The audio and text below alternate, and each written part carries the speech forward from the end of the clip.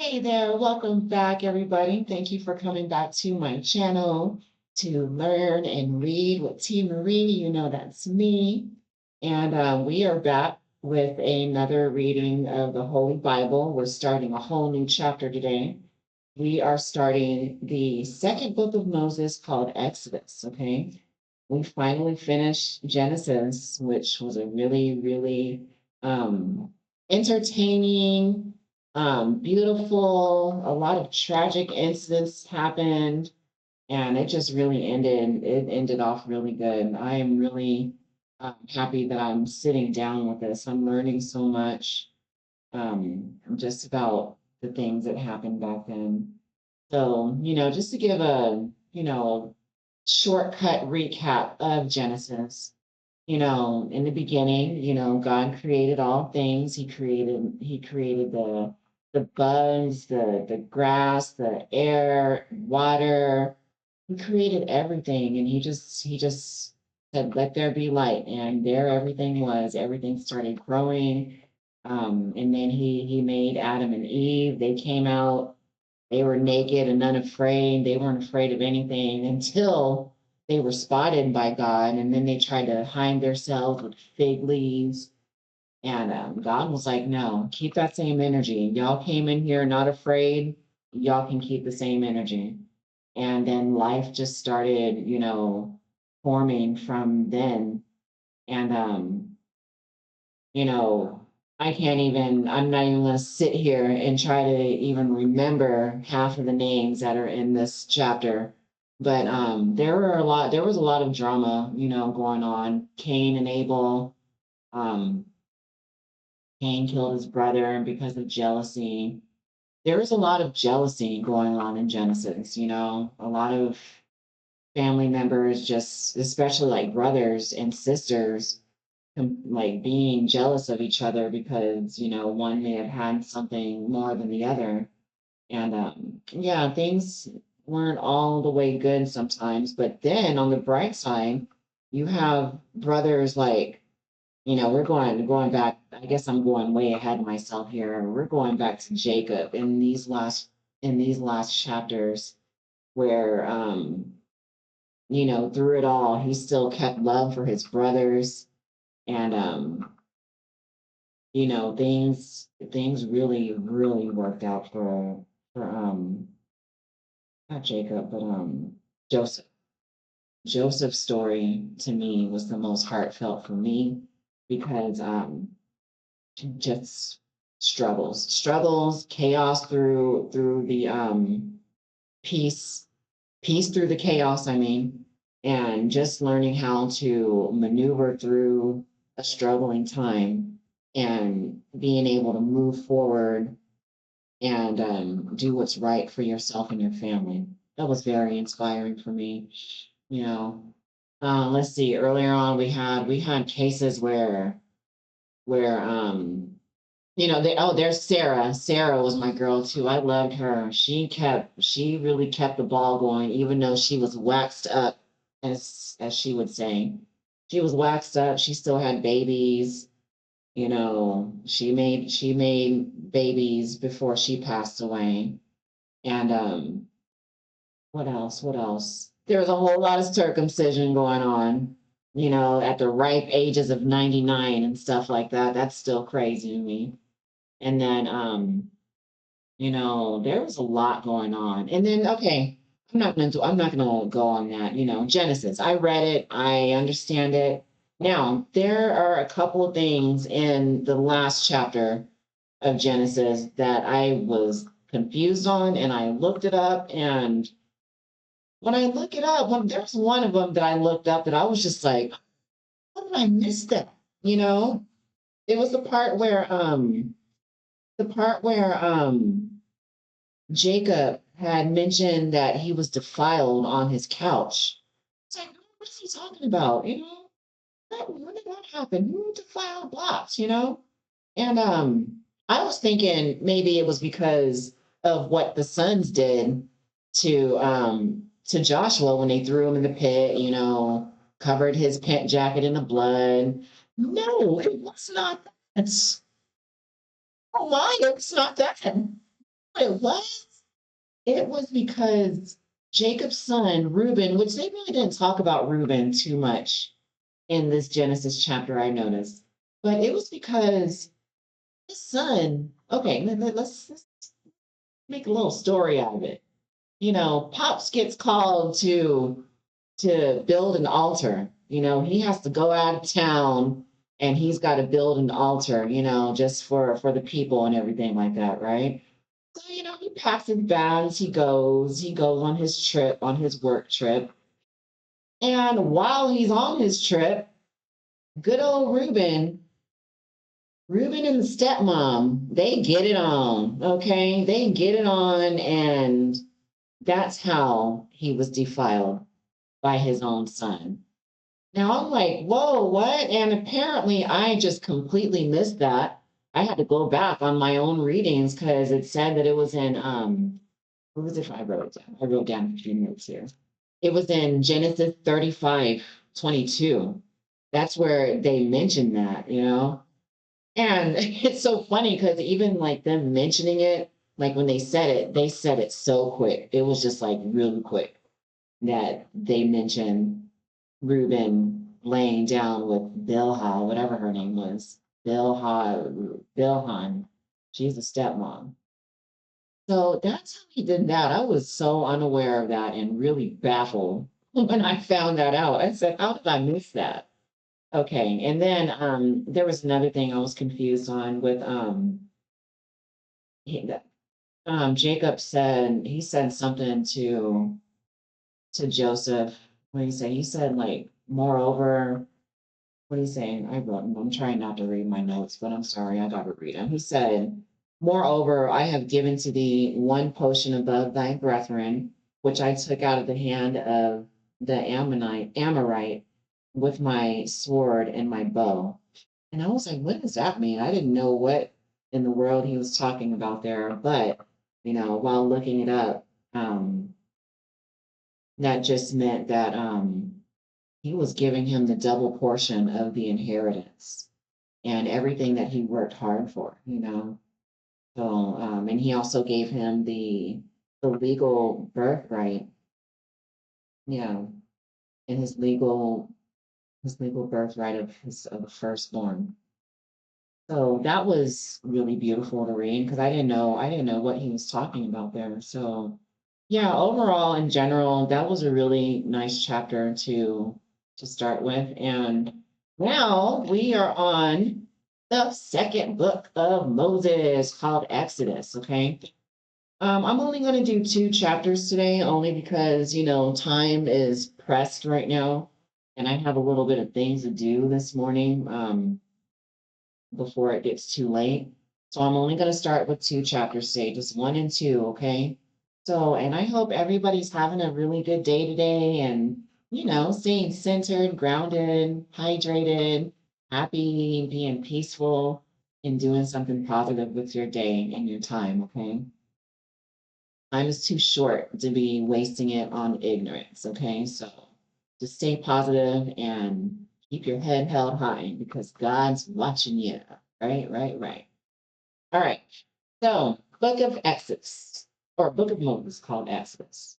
And before I go, I said yesterday or on the last video that I wasn't going to say like the second book, the third book. Well, I think I am going to keep doing that because I noticed, like, I skimmed through this Bible and I noticed that some of the titles change. So I'm going to keep on reading those full titles, just to fully immerse myself. You know. Okay. Chapter 1. Now these are the names of the children of Israel which came into Egypt.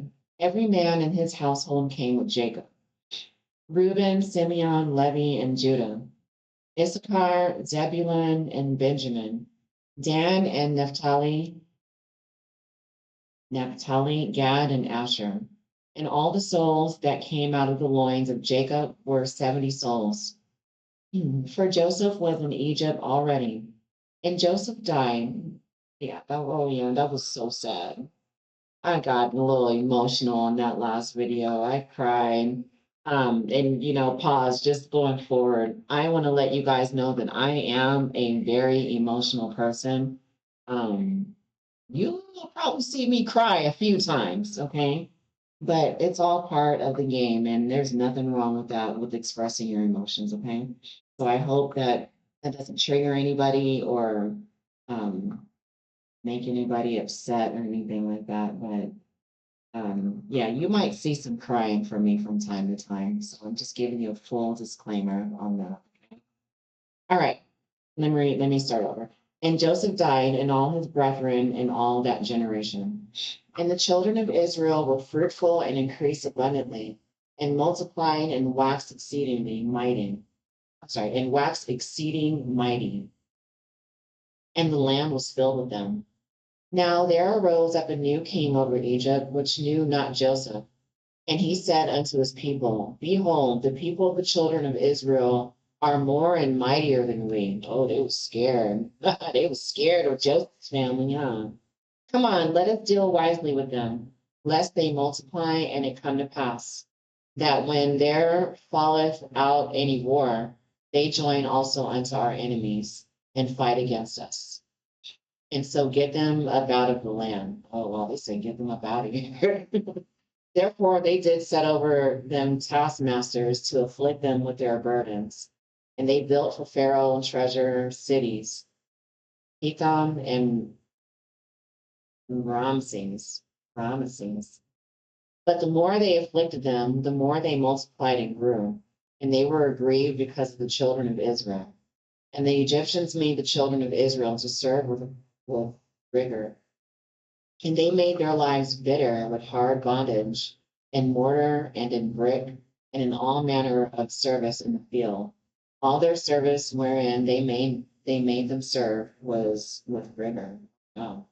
And the king of Egypt spake to the Hebrew midwives, of which the name of the one was Siphrah, and the name of the other Puah. And he said, when ye do office of a midwife to the Hebrew women, and see them upon the stools, if it be a son, then ye shall kill him. Oh man, but if it be a daughter, then she shall live. Oh wow. But the midwives feared God and did not as the king of Egypt commanded them, but saved the men children alive. And the king of Egypt called for the midwives and said unto them, why have ye done this thing and have saved the men children alive? Because they don't want to kill nobody, that ain't right. That's not a godly thing to do. And the midwives said unto Pharaoh, because the Hebrew women are not as the Egyptian women, for they are lively and are delivered, and are the midwives come in unto them. Therefore God dealt well with the midwives, and the people multiplied and waxed very mighty. What does that mean, to wax very mighty? I wonder what that means. And it came to pass, because the midwives feared God, and he made them houses. And Pharaoh charged all the people, saying, every son that is born, ye shall cast into the river, and every daughter ye shall save alive. Okay, that was chapter 1. So these new people are intimidated by Joshua and the gang. Huh? Is that what's going on? They are intimidated. They said they are more mighty than them, and they said, "Get them up out of here." Y'all scared? All right, chapter 2, last chapter. And there went a man of the house of Levi, and took to wives a daughter of Levi. And the woman conceived and bare a son. And when she saw him that he was a godly child, he was a goodly child, she hid him 3 months. Oh, wow, where'd she hide him at? And when she could no longer hide him, she took for him an ark of bulrushes, and daubed it with slime and with pitch, and put the child therein, and she laid it in the floods by the river's brink. And his sister stood afar off to wit what would be done to him. And the daughter of Pharaoh came down to wash herself at the river, and her maidens walked along by the river side. And when she saw the ark among the flags, she sent her maid to fetch it. And when she had opened it, she saw the child, and behold, the babe wept.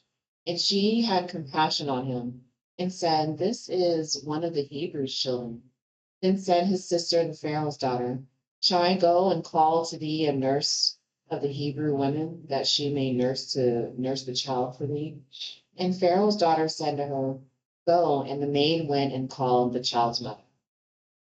And Pharaoh's daughter said unto her, Take the child away and nurse it for me, and I will give thee thy wages. And the women took child and nursed it. Oh wow, this glare is pretty bright on my face, isn't it? Oh well, the sun shines on me, baby. And the child grew, and she brought him in the Pharaoh's unto Pharaoh's daughter, and he became her son. And she called his name Moses. And she said, Because I drew him out of the water. And it came to pass in those days when Moses was grown, that he went out unto his brethren and looked out on their burdens. And he spied an Egyptian smiting an Hebrew, one of his brethren.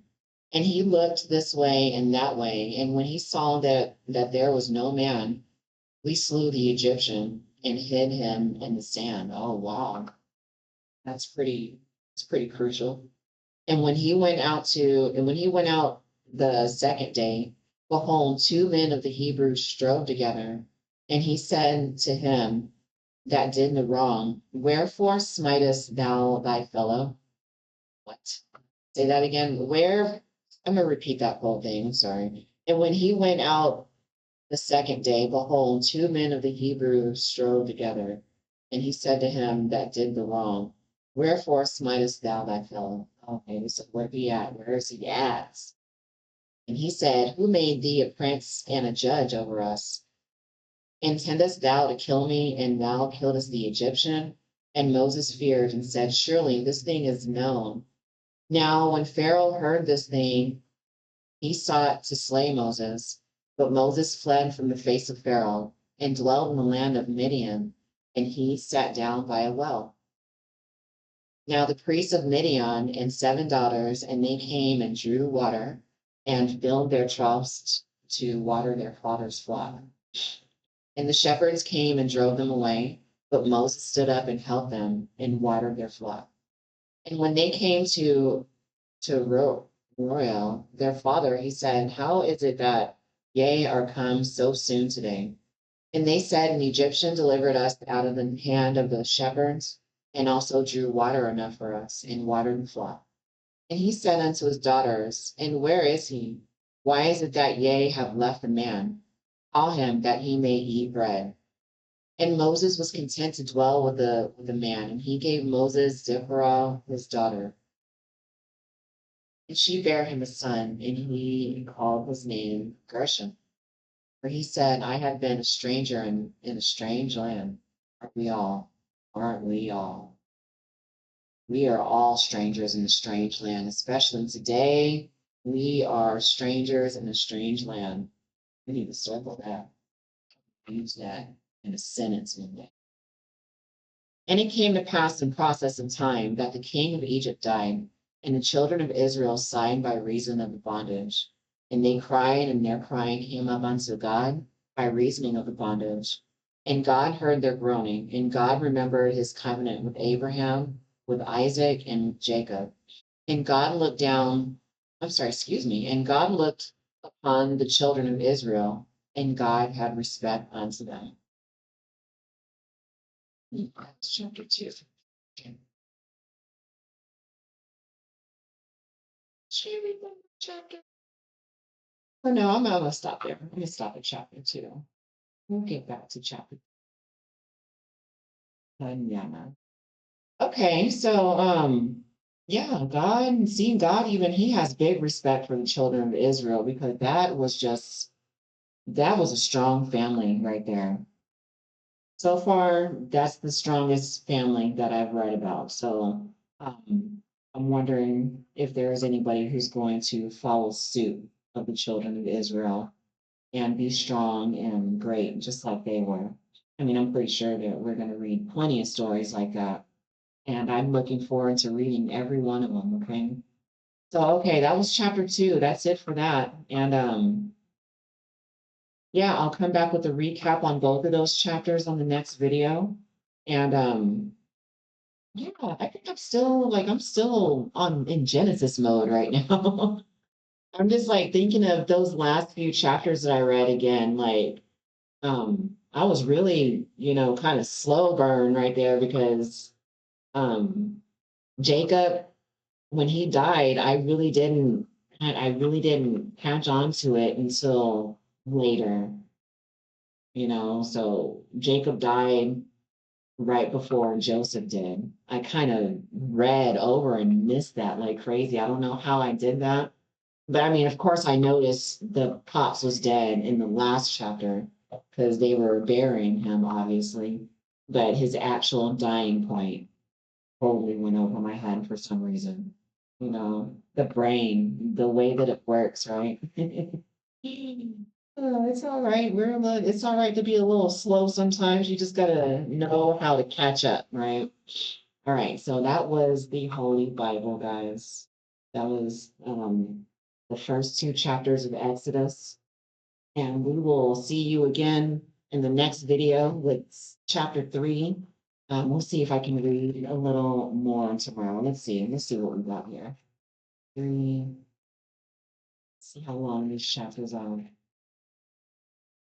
Let's see. I'm going to aim to read 3 more chapters tomorrow. 3, 4, and 5. So let's see how that goes. It all depends on where the wind blows, right? All right. So if this is your first time reading or listening to the Bible, know that you're not the only one. I'm right here with you. So feel free to ask questions, leave a comment, give me some insight on what you think about the chapters. And I'll see you in the next video. Peace and love, everybody.